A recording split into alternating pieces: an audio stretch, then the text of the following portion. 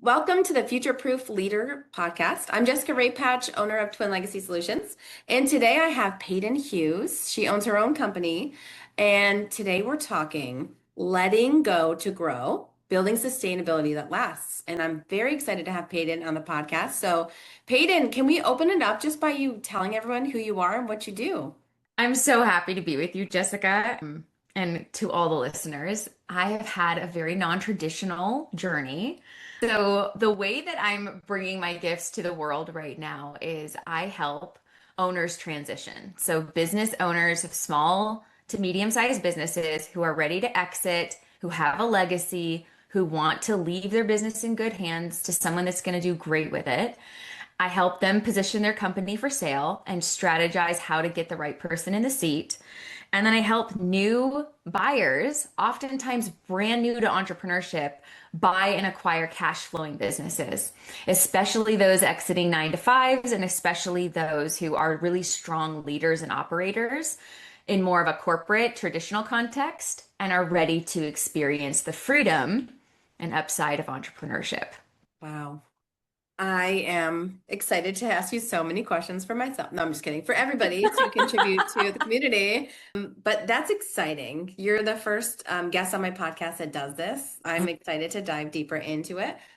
Let's just get right into my questions. So you work with CEOs who are thinking about exiting their businesses. You said that's part of it. What's the biggest realization that they have a little too late? The what's happening right now is it's predominantly baby boomers that are owning these businesses, and it's very felt in communities that it's time for them to retire. The wealth transfer has to hit. Millennials are lagging in their spending. It's causing all sorts of economic problems. And part of it is we've got these very, if I just had to generalize, and I think a lot of them would agree, very workaholic baby boomers with high control issues. And for a very long time, they picked on millennials. Ironically, they raised millennials. And ironically, even more, the millennials, I think, are going to be buying their businesses. Often the biggest issue that they're having is twofold. One, who they think is going to buy the business doesn't want the business, or they're very clear now isn't the right person. So whatever they've been trying to do to get their number two or their kid or their competitor to run their company for them, they're getting every sign in the world that's not the end game. And that makes them nervous because they don't have another option. And for years, they've been banking on it. Or two, they have a health crisis. And I see that happening so often where they get a diagnosis, something happened, and it is a complete healthcare scare. And now their spouse or partner is incredibly motivated for them to exit. And now we're looking at a distressed sale because most of these owners don't have a strategy in place.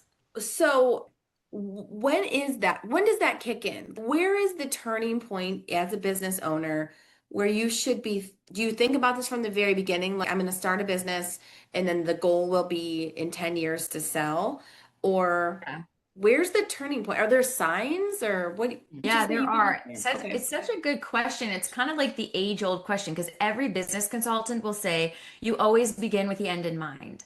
You don't sit down to a board game of Catan knowing that you want the longest army or the most amount of fortresses, but you do know you want to win, right? So every business owner knows they want to win, but most of them don't know what that looks like. Is it just creating a good lifestyle income for themselves for 30 years?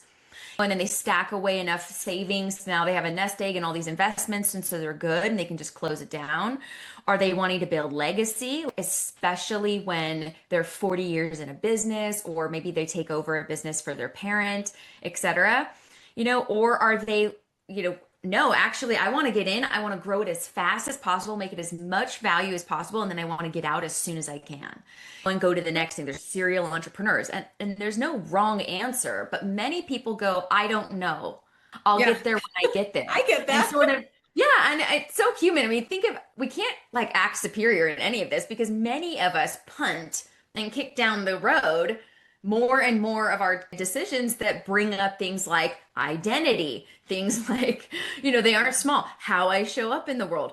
I'm so secure. I'm so used to the comfort of my 10-hour working days. And at first you go, that sounds miserable, but they like to feel needed. There is a part of us that get that. It is nice to go, people are waiting for me to make the decision, and you're really strong in decision. So it feels really good. So the truth is you want to know what your exit is as soon as possible. And there are signs like, and I'll just give a couple. Your health isn't going well. Your body Mm. whispers before it screams. It's never, when someone says out of the blue, most of the time what that really means is they've been ignoring their body for a very long time. And now there's their doctors enrolled in their lifestyle choices. Yep. And now their spouse has had to sit through that meeting and now they're like DEFCON 5. And once that hits, people are like, I need to make a decision. But often it's things like you're bored in your business and you don't want to admit that to anybody. There's a lot of loneliness with business owners that rarely gets talked about because it's glamorized in such an interesting way, I think, in our culture. But then at the same time, no, very few people relate to what it's like to pay payroll from your savings or what it's like to realize that somebody is pulling against you internally in your own team after you've invested thousands of dollars in them and you mentored them. And now they know everything about your business and they're actively sabotaging you. Like that's not something you just go for a beer with your six friends and everyone understands. And so we Right. hold a lot inside of us. And I think there's another sign too that's coming forward for me, which is we're living our dream. We've built the life that we thought we wanted, and Yep. you're in it, and it feels like a cage. And that's really common in business to go, the thing I thought I always wanted, I now have. And I feel privileged and weird acknowledging that to people. And I feel like they're going to judge me for saying I'm bored in my own business or I just don't care anymore. And that's really embarrassing for a lot of leaders, I would say. But it's something that when we get behind closed doors in masterminds or in high trust containers, it's very, very understood that that's common at certain times, not all the time, but there'll be a time often when you're like, my heart's just not in this anymore. And I don't have language for how I got here, but I'm now aware of the fact this has probably been in play for years for me. Oh, these are such harsh realities. So for our company, we merged companies back in December, right? So I guess I'm the type of person who I'm always like, I'm the person where my friends are like, how do you do so many things? You're Yeah. in this, and you're a coach, and you're a teacher, and you're a business owner, and you own this business, and you have this property. How do you do it all? I just like thrive right now in my life. I'm sure it won't always be like this. I'm just going, going, going, going. And it gives me energy and it gives me all these things. But I don't like, I'm going to be straight honest. I have not once considered like, am I going to sell this business? Like any of my businesses? What does Hmm. that look like? Properties, that's a different thing. Like Yeah. I do think about, okay, I bought this building. I think in 10 years it'll be a good time to turn it over or whatever. But when it comes to like, I have an events business, I have this IT business, and I never really thought, I just like looking like I want to make it as big as possible. I want to grow. I want to help as many people as I can. But I never thought about those harsh realities like, what if, or should I be doing that? I guess like what you said, like really hit home. Like, so you don't start a game with the intention of not knowing how it's going to end, right? Yeah. Because how you play it is different. So for you might say, I love it. I love having my hands in all these pots. Well, the beauty of that is when one pot isn't exciting anymore, you can exchange it for another with less True, disruption. So that's true. giving you some flexibility that others don't have when they're all in on one One business business. and Okay. it's their whole identity. You're already used to being multi-passionate and multi-hyphenated, if you will, in your career. Yeah. So people are used to that from you, and then you're getting that response.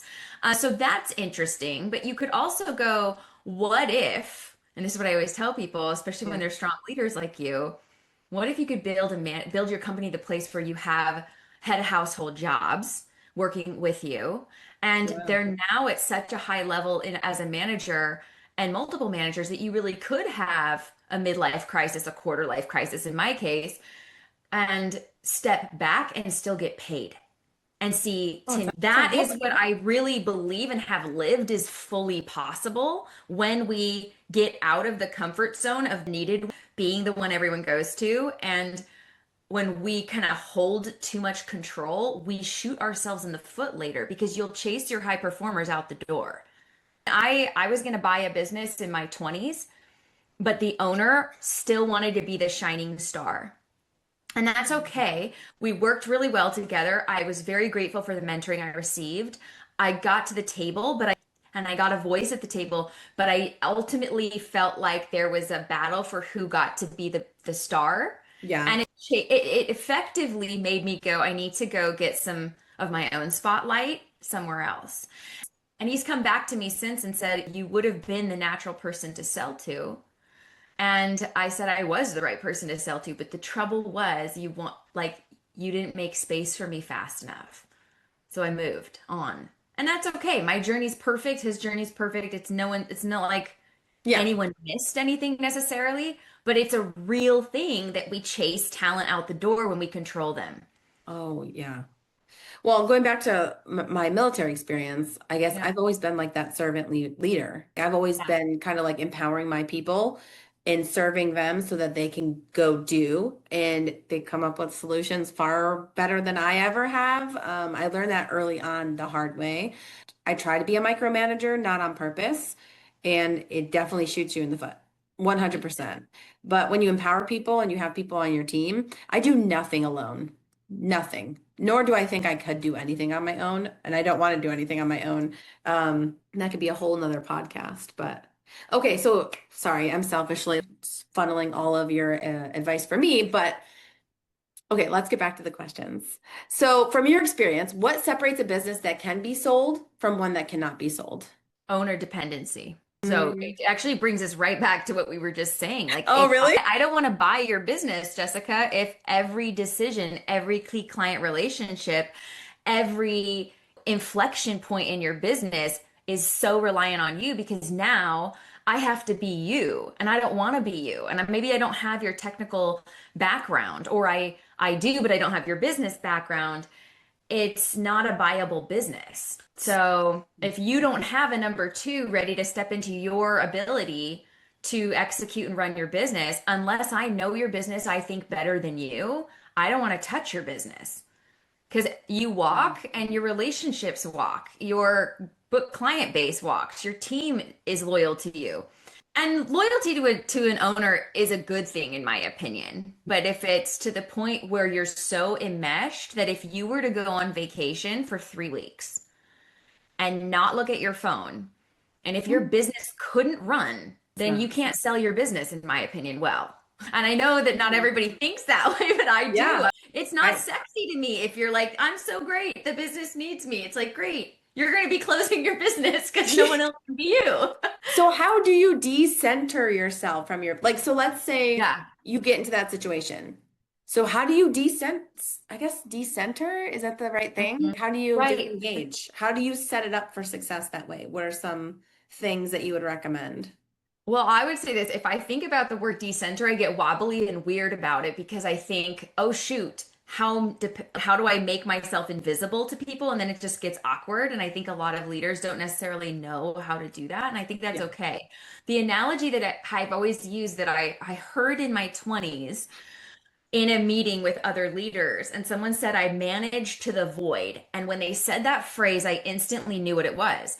Like you are always, as the leader, pushing yourself and growing yourself to the edge of your discomfort, right? Like you're constantly expanding to the place where you're like, this makes me wildly uncomfortable. You should be there often in your business. And when you are there often in your business, you're busy in your growth edge, which leaves backfill for the people underneath you to move into places that you used to be. Why is that important? Because it gives them expansion and growth in their role, but it also makes it so you can't walk backwards. So you constantly have to be marching forward and creating new experience and expansion. And when you do that really well, it's good for you. Sales often is very connected to that process. You're lit up by your business because most entrepreneurs and leaders are very adrenaline attracted. So we're Yeah. like, Yeah. yes to the growth edge, even if it's uncomfy. Yeah. Yes to the things that make me nervous because there's something about that that's like a hit. Yep. And so you're expanding into that. Your team of high performers are being constantly loyal to their learning curve, which is the truth. There's no loyalty to the owner anymore. We can get rid of that once pensions went away, that went away. So the truth is everyone's loyal to their learning curve. And so if you aren't pushing and expanding them, high performers don't stick around, low performers do. So if you're not doing that, you're going to be left with all the people happy for your micromanaging. And those are not leaders, those are like order takers. And Yep. it's a very different business. So if you're constantly expanding and leaving room for others to expand, when your crisis hits, you will go, if the business doesn't have to expand anymore, this group of people can hold it. And you've bought yourself a break until you can figure it out.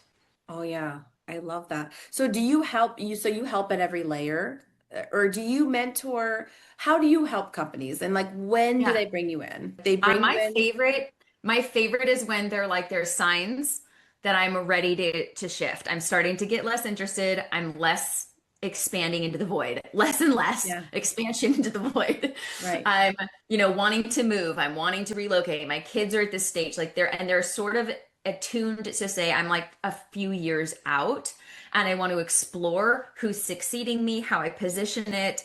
And I want to make sure my finances are dialed in so we can get the best multiplier so that we can really get the best valuation that's fair. Yeah. And so 2 to 3 years out is when I love coming around founders or people who come to me flip side and say, Paden, I want to buy a business. Oh, I'm sick of the 9 to 5. I have a 6 figure, I have a head household job. My whole family relies on me. I don't know what I should do. I think I need to go back to, I don't want to create a flower business for myself. right, right. Or people who've burned through so many side gig hustles Hmm. and realize that they put a ton of effort into their expansion, their growth, their fear of visibility, all of that. And now they've got nothing to show for it, but they could go buy a cash flowing, unsexy, boring business that's the backbone of America and suddenly have 150,000 a year and they could probably run it in 10 hours a week. So I have so many questions too for so let's flip to that side. I'm glad you kind of Yeah. like eased us into that side. So I feel like just from someone who doesn't know much about this, if you're like, oh yeah, Jessica, let's set you up to buy a business, I'd be like, oh my gosh, am I qualified? What do I need? Do I need a business degree? Do I need an MBA? Do I need a whole team to come in with me? Can I do it by myself? Like, there's so many questions that run through my mind when you say that. Um, and you say someone coming out of corporate America, 9 to 5, that can just shift into buying a business. Does that mean I have to take out a huge loan? And like, what does this all entail? So let's say I'm your client. I say, hey, Peyton, I've never heard of this. Yes, I buy a business. What do I need to do? I would ask you a ton of questions about what lights you up, especially knowing you and knowing that you're fed off of energy. And so you're uniquely built to allow the world to bring you options and you pay attention to what lights you up. And when you do that, you will stay no matter where the pivots take you in life, you will be on track. So I would basically say, well, what kind of businesses make you excited? And what are your goals? How much revenue are you wanting to get per year? And so then I would sit there. You don't need an MBA. You don't need to know anything about business. Most of the small business owners that I work with have no business background. So Really? interesting. I think so often we're in the world of VCs and the glamour of the tech people and Yep. selling off their big companies and Yeah. making $1 billion in an acquisition. And you're just, those must be some pretty great Wall Street people out there Yeah. buying these businesses. And the truth is, what you need to know is do you know people and do you know projects? And if you know people and you know how to move a project forward, you can learn anything. I've taught many business owners who already had $5 million a year businesses. I've taught them how to read their profit and loss statement. I've taught them how to budget. I've taught them how to understand how to make decisions for business that are financially sound using one tool. And once they learn that, they're like, this is awesome. They're so empowered. It's not as complicated as they thought. And it's really, if you know people and you know how to move something to completion, you're good. You're an entrepreneur as long as you can carry risk. And that is something that is really important. If you can't carry risk, entrepreneurship could be rough. But if you think about this, I was talking to my husband this at date night last night. I was like, it's so weird to me that I live in California where homes are super expensive, right? So you get a crappy little house for $1 million out here. Right. Right. And you put, 150 down on that house. And yes, is it an asset that could appreciate and could you make hundreds of thousands of dollars off of it if you hold it for 10 years? Sure. But nobody sits there and wonders, am I gonna have to take $600,000, $800,000 out to buy this house that I'm then gonna pay mortgage, property on, and all this stuff? You're Like so right. nobody thinks that that's a problem. That's the American dream. And I'm going, for all the millennials that can't afford homes right now, part of me is like, you know what? I could teach you how to run a business and you could make $200,000 a year Right. from that quote house for the same loan costs. The difference is a mortgage is 30 years. SBA loans are 10. So you have to they're more expensive for a shorter time. But if the business already cash flows, I was that gonna debt say, service is covered. right. So it's like paying So for itself. yeah, I just walked clients of mine into a lot of them are actually getting propositioned by competitors right now. Oh, A friend of mine is a chef at a resort or a retreat center, never planned to run a retreat or own it. The owner right. found out that the property was for sale. Yeah. You know, it's $3 million property. That's not something he's in the market for. Right. And then they run a $700,000 a year retreat through that space. And so that's not on their radar. It's in their radar because it's in their world. And suddenly they go meet with an SBA lender and they're putting 10% down, Yeah. which they have. And they suddenly realize, oh my gosh, the numbers work.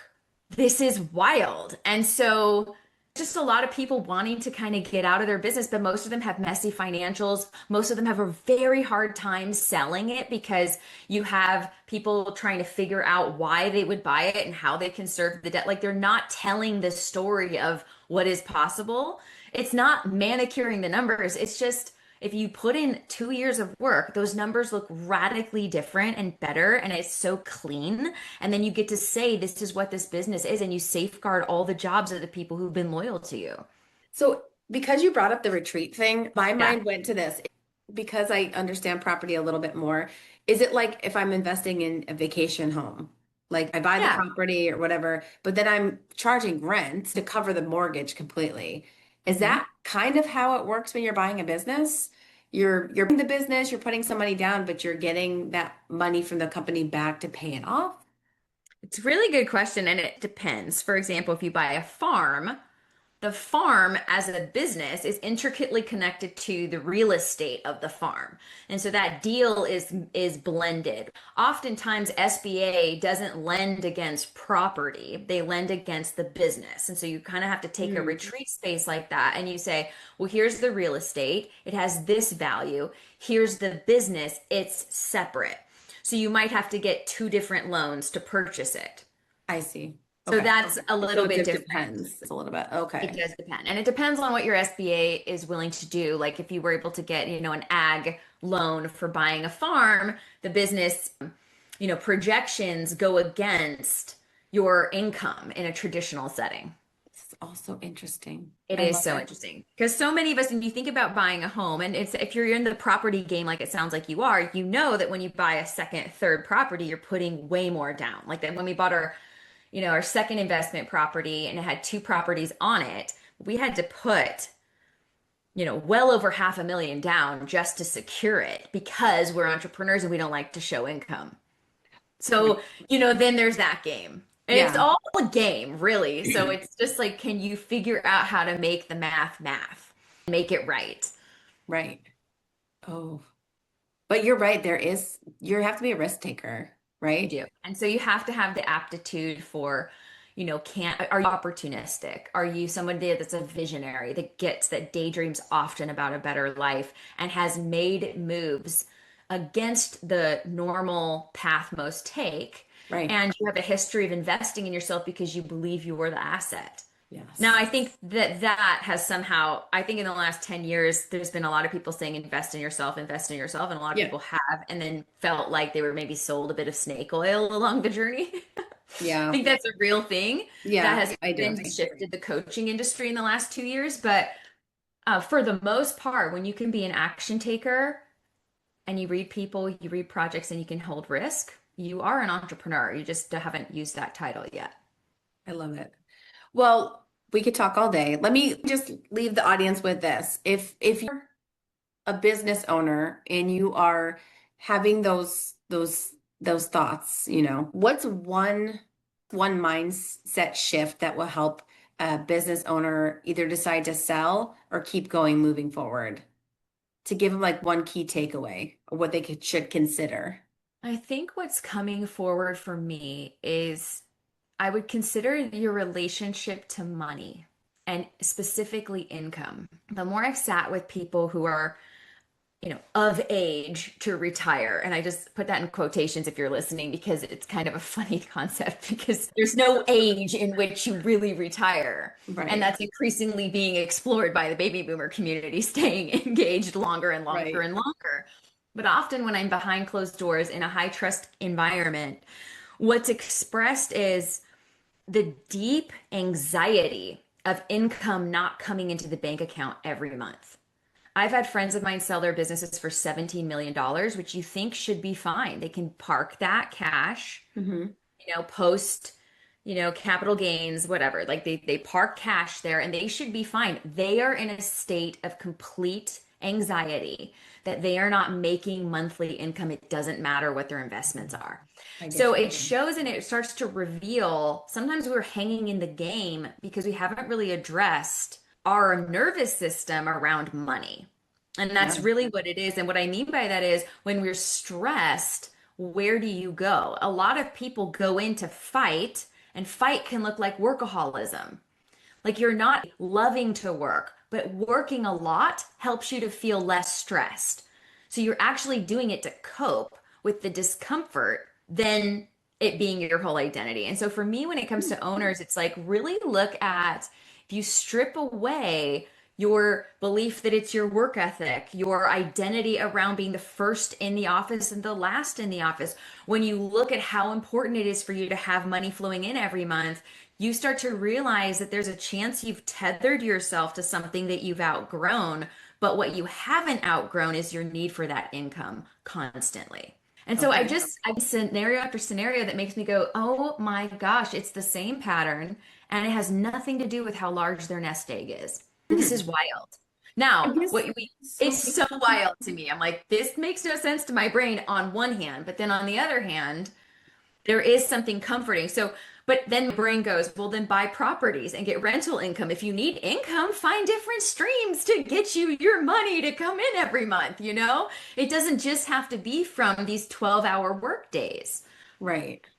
Yeah, because it could be exhausting, and it's such a roller coaster. Some days you're like, yes, I'm doing it, I'm in it. And some days you're like, oh my gosh, is it gonna work? Like, Right. is it gonna work? Okay, so And then, obviously this is not something people can do on their own. So just talking to you, obviously, like I've learned so much about this world because I really haven't been in it yet, or definitely intrigued. But where can people find your services? Like, where can they reach out to you if this and they're like, oh man, this is me. Like, I think I'm ready yeah. to sell, or I want to buy. Like, I want to get out of my job. So, Yeah, I offer a free complimentary call with me that is not a secret sales call. It's genuinely a value-based call around what is your signals for readiness. And so your signals for readiness could be to sell, it could be to buy, and there's definite tells that I can reach in a conversation to help unpack that and provide guidance. And if I'm a match for someone, great. There's so much that can be done. And if I'm not, I'm brought to you to direct you into your path. And I really believe that. So people can access me on padenhughes.com, and I can provide a link to book that call directly in the show notes if you'd like. oh yes, 100%. We'll post on this on the YouTube page. So that'd be amazing. Well, Peyton, thank you so much for your time. I've learned so much. I'm sure everybody else has as well. And wow, thanks for all you're doing for people. It seems that you're relieving a lot of stress and anxiety for a lot of people and adding a lot of excitement to the others. So that's amazing. To our listeners, thanks for listening in today. Until next time, have a great day.